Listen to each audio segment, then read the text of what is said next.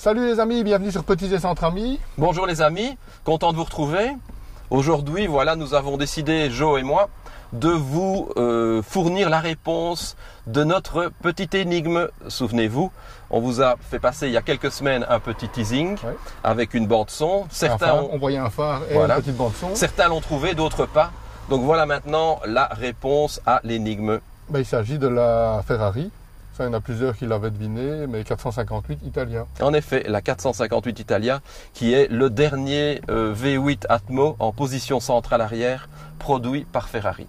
Et probablement la dernière aussi, à l'élaboration de laquelle Michael Schumacher a participé malheureusement. Ah oui, c'est la dernière voiture auquel Schumacher s'est vraiment impliqué dans la mise au point, et il y a différents éléments, dont ici une touche qu'on appelle la touche Schumacher, qui est une touche qui fonctionne au niveau des suspensions et qui permet, disons, de les paramétrer d'une façon différente suivant l'état de la route. Et vous avez annoncé une petite surprise, mais la petite surprise c'est qu'on va vous présenter, celle-ci notamment, nos voitures. C'est une petite vidéo où vous nous avez souvent demandé en commentaire, tiens, dans quoi est-ce que vous roulez?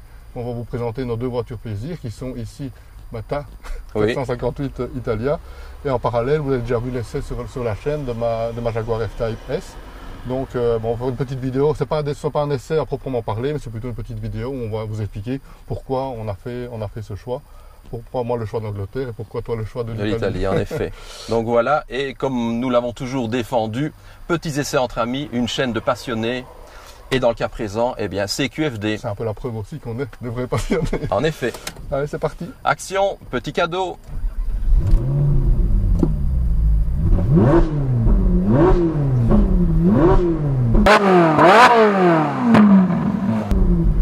C'est parti.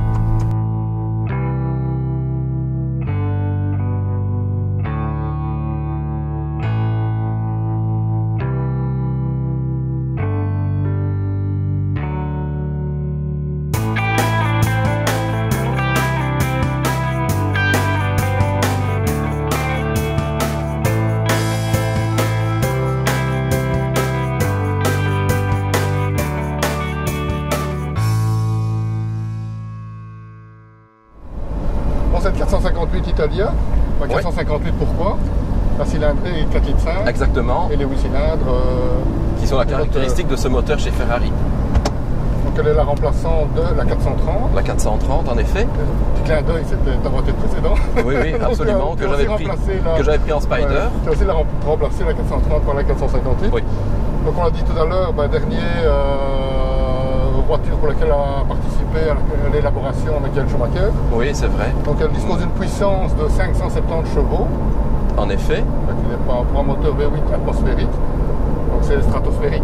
Oui, absolument. Ce moteur est considéré, c'est ce qui a d'ailleurs suscité ce choix, ce moteur est considéré comme un fabuleux moteur, ce qui est le cas d'ailleurs dans la production atmosphérique qui existait encore il y a quelques années. C'est un moteur qui est particulièrement bien né, qui enroule, qui permet de rouler, qui a une dualité incroyable, à savoir qu'il offre la possibilité, ici je suis en 7e, donc sur le 7e rapport, à 80 km/h, à 2000 tours, et ce moteur enroule comme si c'était un moteur de limousine, et lorsqu'on dépasse les 3000 tours, on fait parler la poudre. La poudre, les symphonies des grandes orgues, tout est vraiment radicalement différent. Et c'est ça qui est vraiment fabuleux, c'est ce que parviennent à faire les ingénieurs motoristes de chez Ferrari, c'est justement d'arriver à cette dualité qui est, ici je suis en 7e, ne l'oublions pas, et qui permet justement de rouler agréablement sans déranger le voisinage ou permettant de se promener avec madame.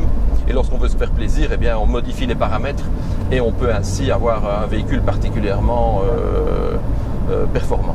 Tout à fait. Donc au niveau du design, super design signé Pininfarina. Donc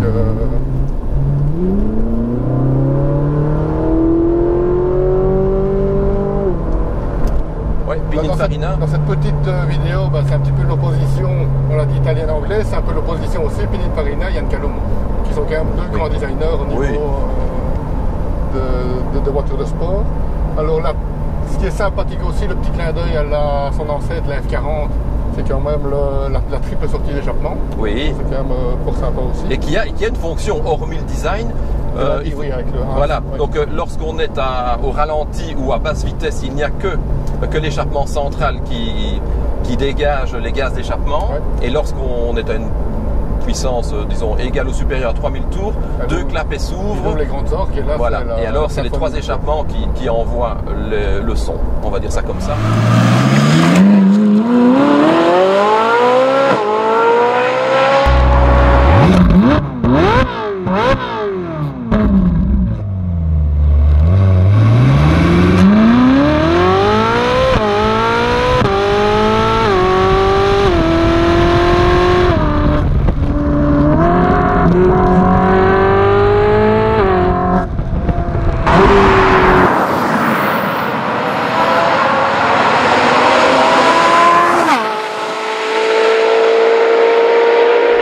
Comme vous le savez, je suis un homme de moteur.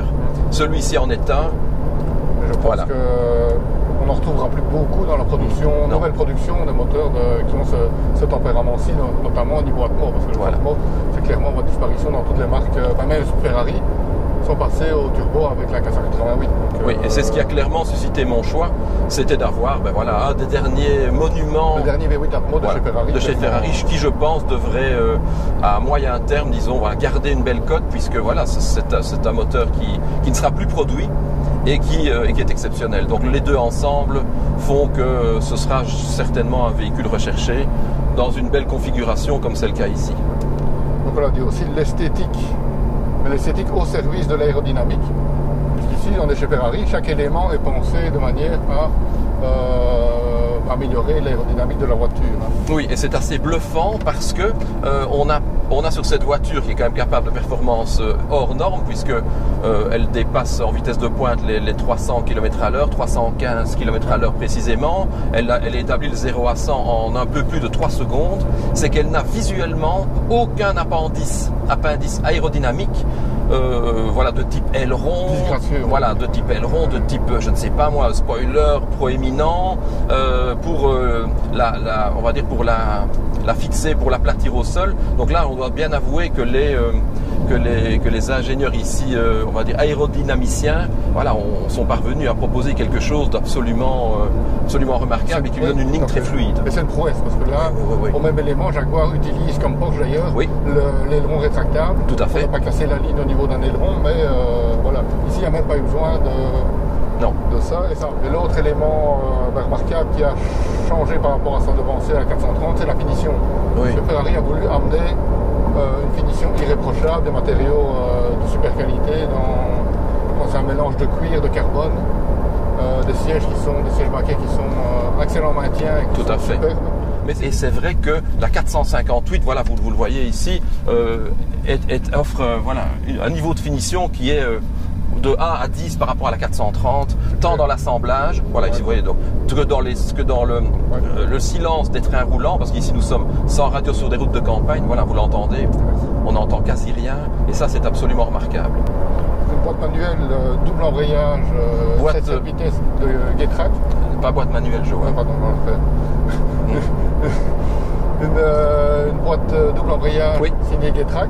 Signée Getrack, mais qui est étonnamment un constructeur qu'on ne retrouve pas beaucoup dans la grande production, mais qui est, c'est une boîte fabuleuse, je dois l'avouer, c'est une boîte tout à fait exceptionnelle. Donc des passages hyper rapides, mais également en mode totalement automatique, on va dire ça de manière vraiment super, on a testé tout à l'heure. Et donc 2 séries, ça c'est pas mal. Donc pour le coup, c'est peut-être un peu plus coûteux, mais 2 séries, elle a les freins en carbone céramique. Oui, freins carbone céramique de chez Brembo. Donc on a déjà parlé dans l'une ou l'autre de nos vidéos précédentes. Donc ici, ils ont fait appel à Brembo, qui est la référence ultime en matière de système de freinage. Elle a des disques monstrueux. Oui, là, les disques qui font carrément, j'exagère, mais quasiment le diamètre de la jante. Vous le verrez sur les images. C'est absolument incroyable, avec une capacité d'arrêt qui est tout à fait stupéfiante. Des jantes 20 pouces en magnésium. Exactement, oui. C'est quand même assez rare dans la production au niveau jantes. C'est diablement efficace. Tu vois le Joe, le châssis, c'est une lame de rasoir.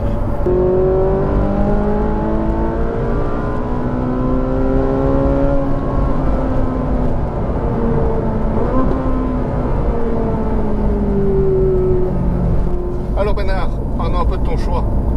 Qui t'a amené vers déjà le blason italien et vers ce modèle-ci en particulier. Bon, mon choix, c'est le blason, tu viens de le dire, voilà, malgré tout, bon, pour quelqu'un qui a toujours rêvé d'avoir une Ferrari, bon, c'est un fantasme que j'ai pu réaliser, donc voilà, donc ça, le blason m'a bien sûr attiré prioritairement pour son exclusivité. Et puis j'ai découvert, comme je le disais, une voiture d'ingénieur. Donc je dois avouer, tu vas pouvoir en parler aussi, que voilà, cette voiture est une voiture qui est incroyable. Son châssis c'est une lame de rasoir. On le disait, ce moteur est un moteur qu'on ne retrouve plus nulle part. Si vous l'entendez, ça envoie, ça chante. Voilà, c'est une position de conduite hors norme. Donc voilà, tout ça mis bout à bout ont fait que je ne pouvais pas ne pas essayer un jour de m'offrir ce genre de voiture, parce que réellement c'est une voiture fabuleuse. Et puis voilà, la zone rouge commence à 9000. Je peux vous dire que vous l'avez vu passer, vous l'avez entendu, mais on essaye quand même, voilà, de ménager vos oreilles et pour qu'on puisse parler agréablement. Mais je dis voilà, ce moteur qui est en voie de disparition, et c'est dommage pour des normes de pollution. Voilà. Je pense que les fans de Ferrari ont eu le même coup de massue que les Porschistes quand Porsche a abandonné son fameux 4.6 pour les turbos. Pour les turbos aussi. On met ta 4C alors, finalement. On met la 4C ou celle-ci sur le trottoir? Ah non, pour celle-ci, mais pour le côté, pour tout le reste. Mais même on reconnaît que le moteur est wow. Oui, tout à fait. La 4C, son seul point positif. Oui, c'est son prix. Et son côté radical. Ah oui, si tu l'achètes vraiment pour le côté, à la limite, tu es content que tu vois les boulons apparents, tu trouves ça bien. Parce que 60 000 €, t'es pas volé pour ça t'offre, évidemment. Te voilà maintenant, Joe, au volant de ma préférée, puisque c'est le cas, puisque j'ai mis le temps de la réflexion pour la choisir. C'est clair. Alors, c'est ta première fois? On en a parlé longtemps. Oui, c'est ta première fois? C'est pas ma première fois en Ferrari, j'avais déjà roulé en 360 Modena. D'accord. Modena, on va refaire un petit bond là, rouler sur moi, c'était pas la même chose. Tout à fait, bien sûr. Donc, comme ça, de prime abord, qu'est-ce que tu as comme... Le premier mot qui me vient à l'esprit, c'est le son, évidemment, moteur V8 Atmo.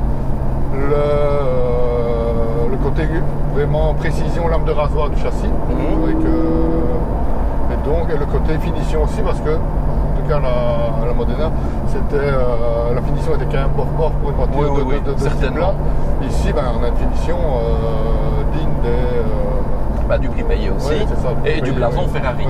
Le dernier point que je veux rajouter, c'est par rapport à l'accessibilité. Forcément, je ne suis pas un pilote. Non. On n'est pas des pilotes. Non, on n'est pas des journalistes auto non plus. Non. Donc, on s'installe dans le baquet de cette voiture-ci.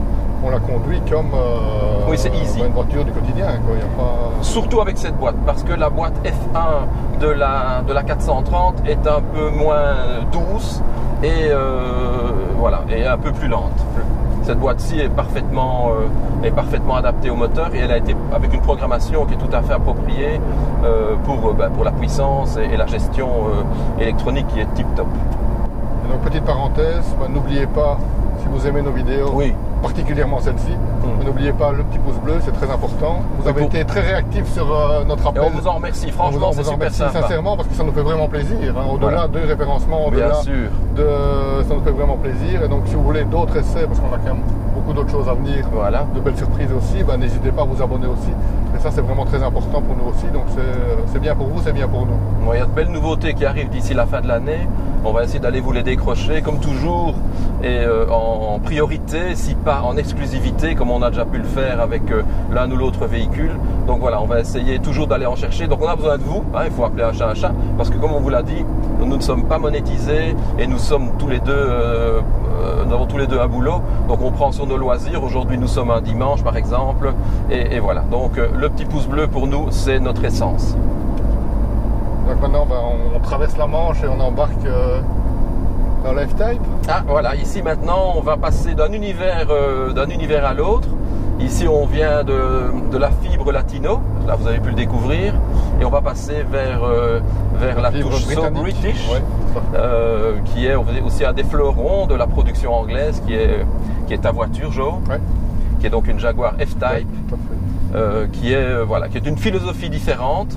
Un moteur de conception différente avec un compresseur ici évidemment, et donc qui offre également un plaisir de conduite qui est réel, qui est bien présent. C'est vrai que le plaisir de conduite, ça a été, toi comme moi, notre critère principal de choix. C'est clair que je venais, vous le savez, d'une M4, qui était certainement plus performante qu'au niveau performance pure que la F-Type. Mais voilà, on va vous expliquer pourquoi tu as fait ce choix après ton M4. Ouais. Et moi, bon, comme vous l'avez entendu, je suis resté chez Ferrari parce que quand on a mis un pied dedans, c'est difficile d'en sortir. Voilà. Et puis voilà, il y avait ce moteur qui était pour moi une des références ultimes.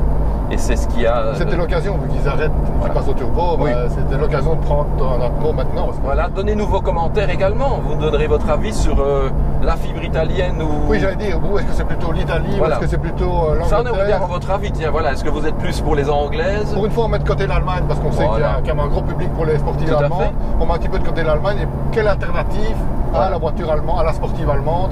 Voilà. L'Italie ou l'Angleterre. L'Italie ou l'Angleterre, donnez-nous votre avis. Donc, dites-le en commentaire, à vous de nous le dire. On ouvre un petit match.